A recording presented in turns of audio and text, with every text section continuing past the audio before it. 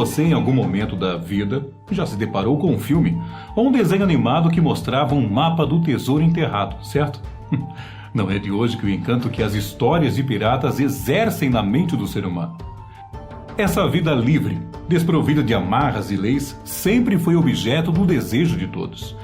Permeando isso, ainda temos o romantismo das lendas de tesouros incríveis, os quais, muitas vezes, eram escondidos em locais inóspitos e que só poderiam ser encontrados por aqueles que dispusessem de fantásticos mapas, alimentando ainda mais o imaginário popular com sonhos de riqueza fácil. O cinema e as obras épicas de Hollywood trataram de eternizar nas telonas muitas dessas lendas e até mesmo recontar histórias reais sobre esses corsários que desbravaram os mares do planeta. Agora, um grande exemplo disso, ainda que ficção, é do famoso pirata Jack Sparrow.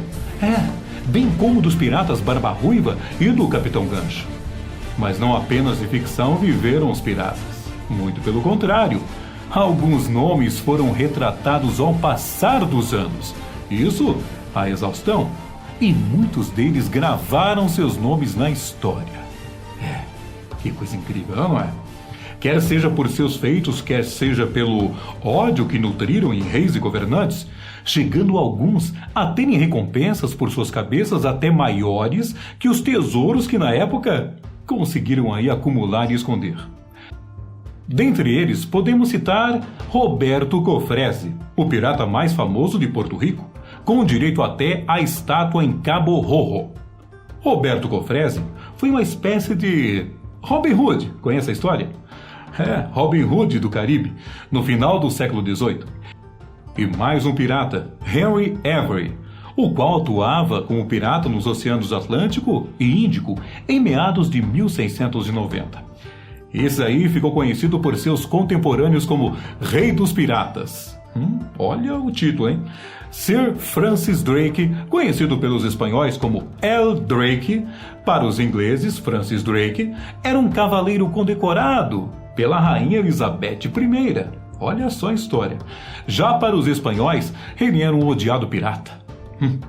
Tanto que o rei da Espanha chegou a oferecer uma recompensa de 20 mil ducados. Seria hoje mais ou menos mais de 6 milhões de dólares nos dias atuais. Por sua cabeça. Captain Kidd, ou Capitão William Kidd, era um corsário inglês que atacava e pilhava navios da França, que na época estava em guerra contra a Inglaterra. Agora o problema foi que Kidd passou dos limites e começou a atacar também navios que não faziam parte do acordo com o governo inglês. Aí já viu, né? Aí perdeu o título de corsário e virou pirata mesmo. John Hackham, mais conhecido como Calico Jack, foi um famoso pirata inglês no Caribe do século XVIII. Ele é muito conhecido porque a imagem de sua bandeira pirata, chamada de Jolly Roger, era uma caveira. Lembra dos piratas, né? Sempre tem uma caveira lá. Anos mais tarde, essa veio a ser imortalizada nas histórias e no imaginário popular como sendo a bandeira dos navios piratas. É ou não é? Viu lá uma caveira com os ossos cruzados, é um pirata. Black Bart Bartholomew Roberts, ou Black Bart, foi um dos piratas mais bem-sucedidos do seu tempo. Olha, se tem um pirata bem-sucedido, é esse. Conhecido por seu cavalheirismo, foi o Roberts e sua tripulação que desenvolveram os 11 artigos do Código Pirata. Você não sabia que pirata tem código? Tem sim! Uma ética própria da categoria.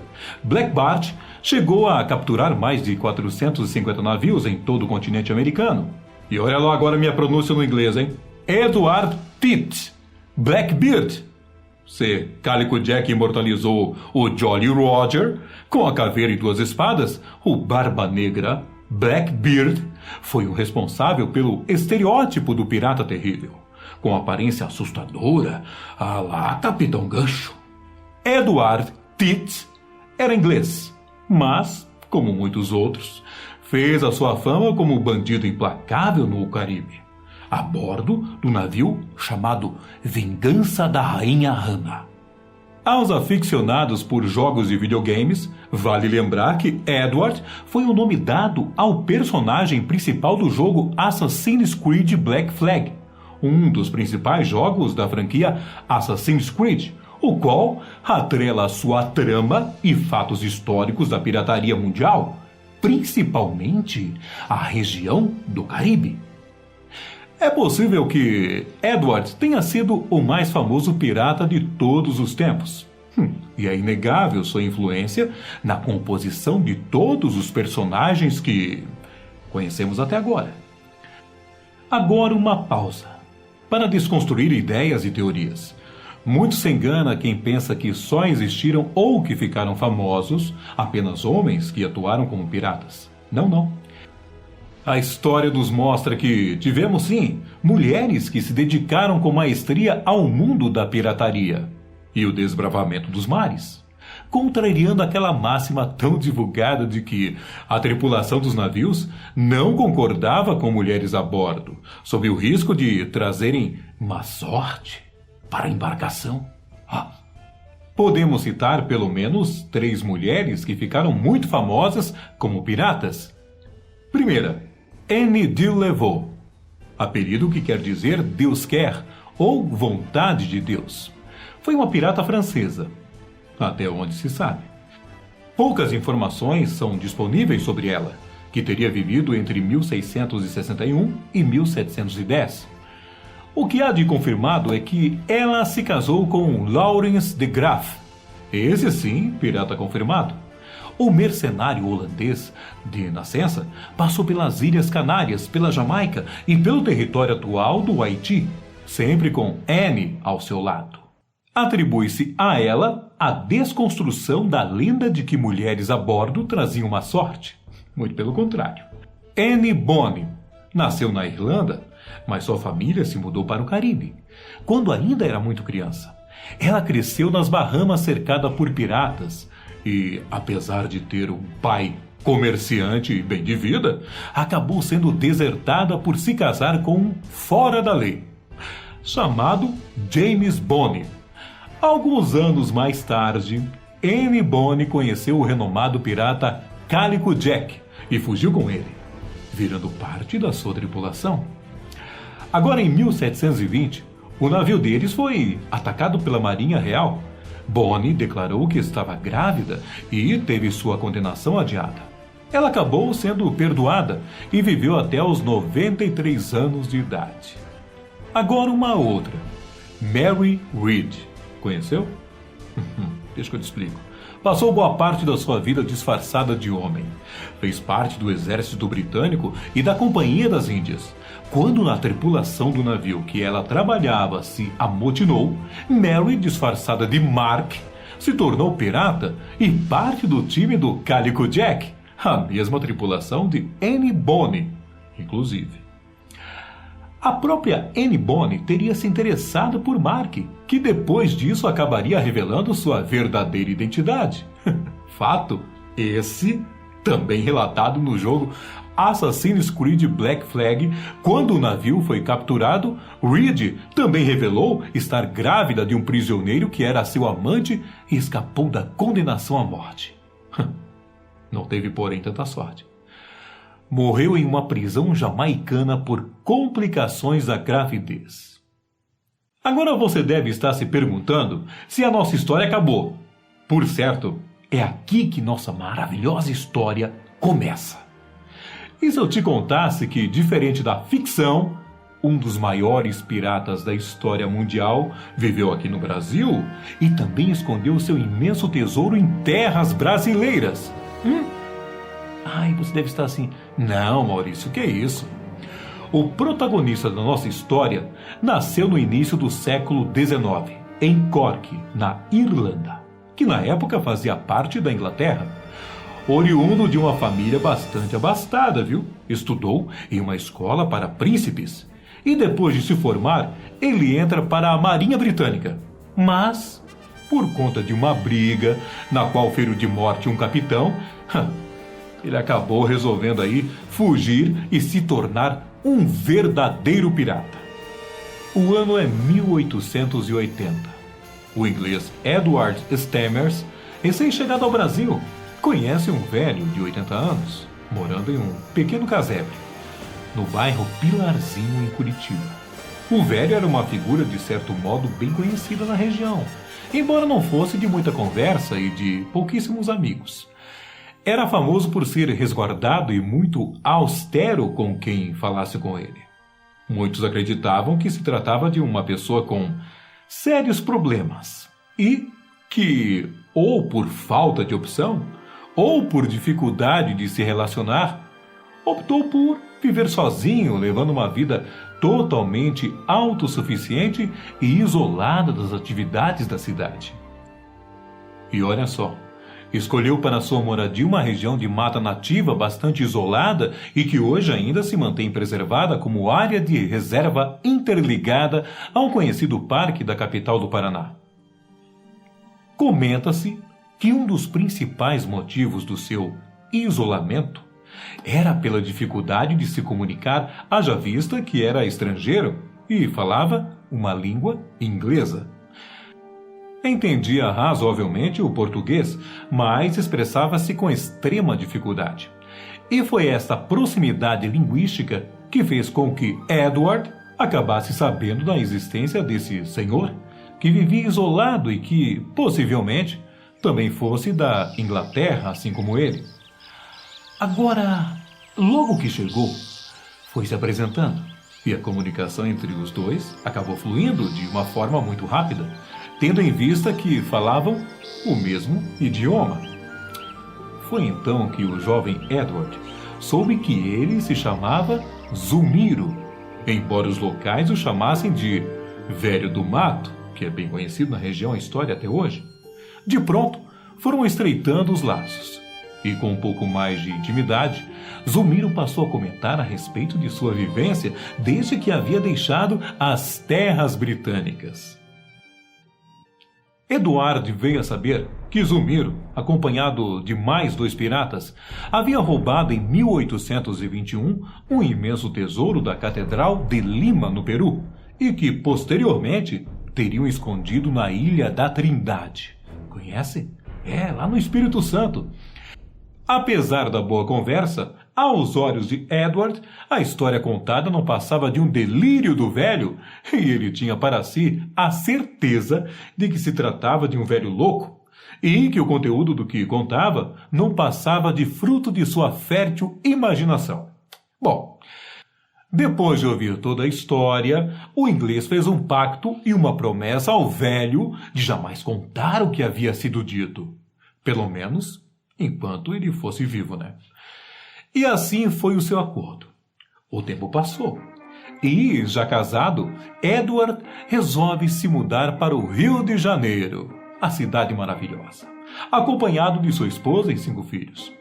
Agora, das histórias do suposto pirata, guardava apenas a lembrança como sendo uma lenda contada por um doido. Mas sua opinião viria a mudar drasticamente a seguir. Olha só, certo dia, como de costume, acordou e foi ler o jornal.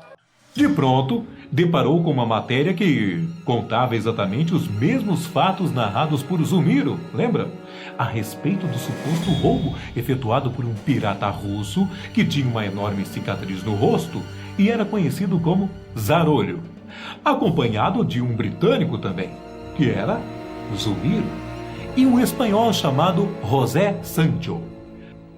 Ainda estarrecido e quase nem acreditando na matéria que acabara de ler, Eduardo se apressa e manda um telegrama para Curitiba e vem a saber, em seguida, que Zulmiro havia morrido há 7 anos. Agora, seguindo a promessa que havia feito, ele resolve fazer o quê? Então, contar o que ouvira do velho pirata. Obviamente, buscando também os seus 5 minutinhos de fama. Insistentemente, Edward mandou cartas para a redação do jornal, vindo a ter a sorte de ter todas elas publicadas. Verdade. Nem bem estava desfrutando de tudo que as publicações estavam gerando, Edward veio a despertar um absurdo interesse de pessoas que queriam a todo custo buscar informações sobre o paradeiro do tesouro e os detalhes do seu esconderijo, lá na Ilha da Trindade, no Espírito Santo. Tal qual suas cartas, o inglês guardava em seu baú as anotações com tudo o que sabia e aprendeu ouvindo as histórias de Zumiro. Foi com base nessas informações que se pôde, mais tarde, saber o motivo de sua morte violenta. Edward foi encontrado morto, com 2 tiros no peito, sem a menor causa, gerando assim um caso de crime sem solução por falta de provas e indícios. Acredita-se que ele tenha sido assassinado por pessoas, que tinham aí interesse no tesouro e que acreditavam que ele tinha a localização exata de onde o tesouro havia sido enterrado. Bom, com as cartas publicadas, expedições brasileiras foram em busca do tesouro.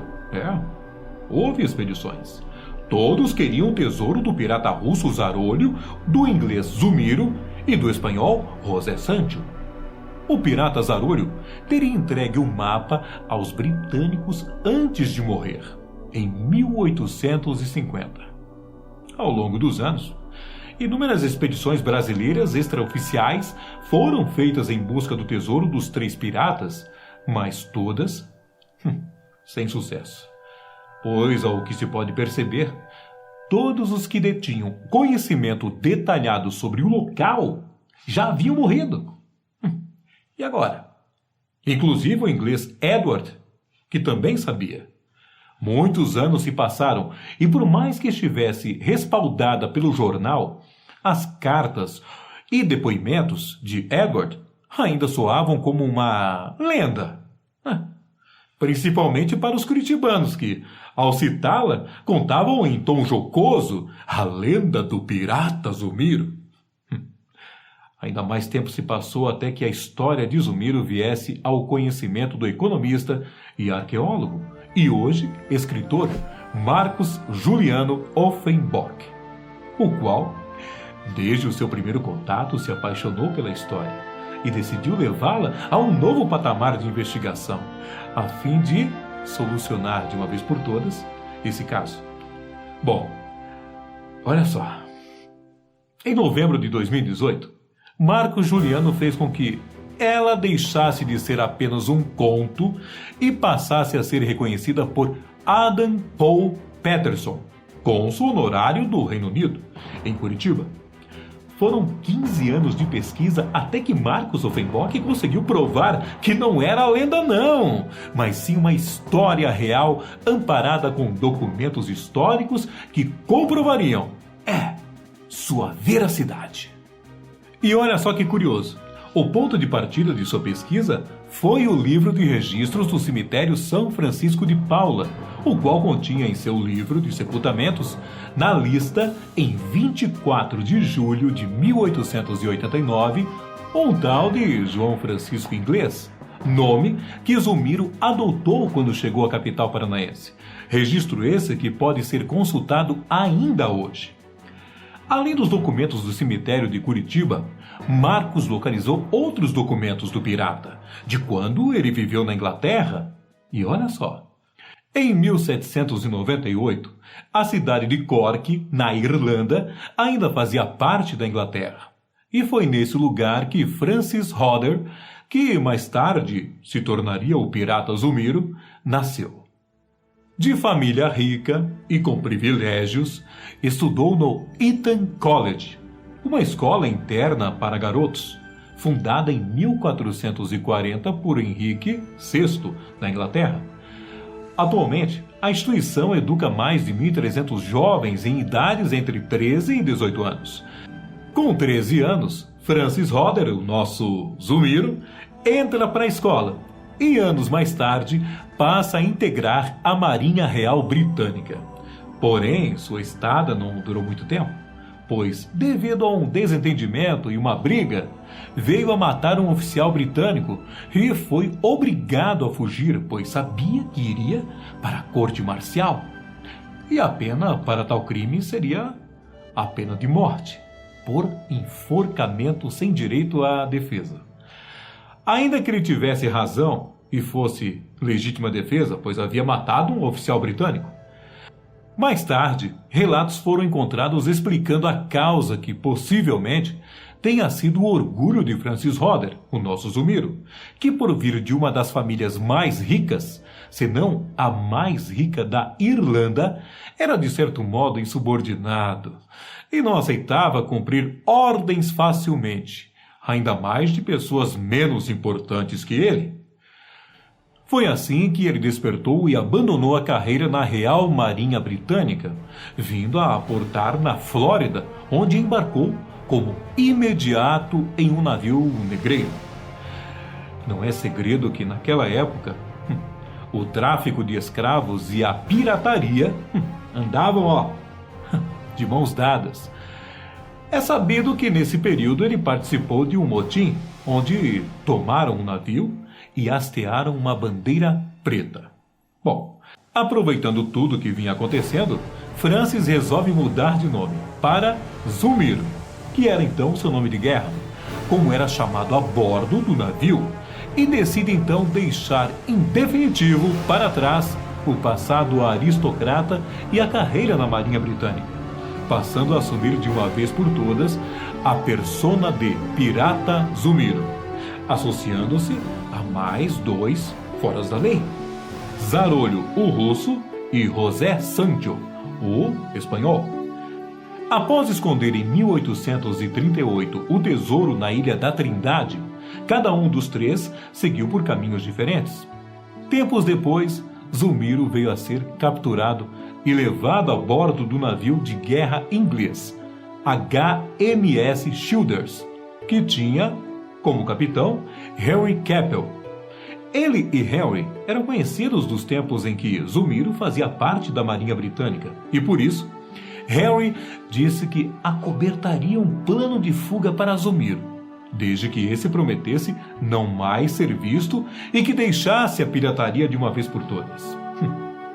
Olha, e para ajudar, ainda deu a quantia de 50 libras, que na época era um bom dinheiro, para que ele aí não morresse de fome, claro, e alguns livros para que tivesse alguma distração. Zumiro foi solto no litoral do Paraná e 9 dias depois já estava em Curitiba, onde veio a comprar uma propriedade e uma escrava que veio alforrear em seguida, tomando-a por companheira. Segundo aí nos conta a pesquisa de Offenbach em seu livro A Verdadeira Ilha do Tesouro. Agora, ainda na região de Curitiba, muito se comenta a respeito de Zumiro haver trazido para a cidade parte do tesouro da Trindade. Essa lenda continua.